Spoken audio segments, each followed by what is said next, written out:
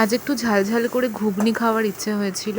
বাড়িতে অল্প মটর কড়াই ছিল, আর সেই জন্যে আলুটা একটু বেশি দিয়েছি।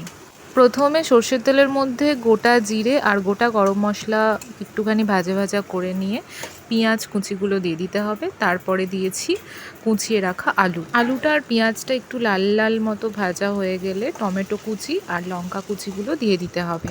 দিয়ে একটু ভালো করে নেড়ে নিতে হবে যাতে টমেটোটা একটু গলে যায়। তারপর দিয়ে দেব প্রথমে রসুন বাটা 1 চামচ দিলাম, তারপর দিলাম আদা বাটা 1 চামচ।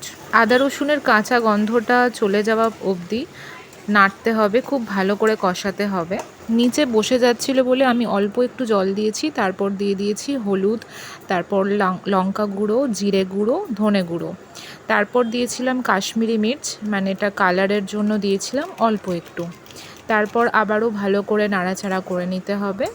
এরপর রেডি হয়ে গেল। এরপর প্রেসার কুকারের ঢাকনা খুলে দেখলাম যে মোটামুটি কড়াইটা সিদ্ধ হয়েছে, তো তার জন্য কষিয়ে নেওয়া আলুটা প্রেসার কুকারের মধ্যে দিয়ে কয়েকটা সিটি মেরে নেব, তাহলেই ঘুগনি রেডি হয়ে যাবে।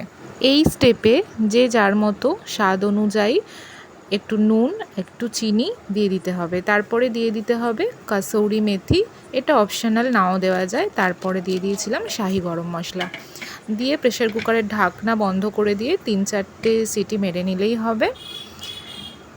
এই হচ্ছে আমাদের ঘুগনি। জানি না এটাকে ঘুগনি বলা যায় কি না, তো রেডি হয়ে গেছে।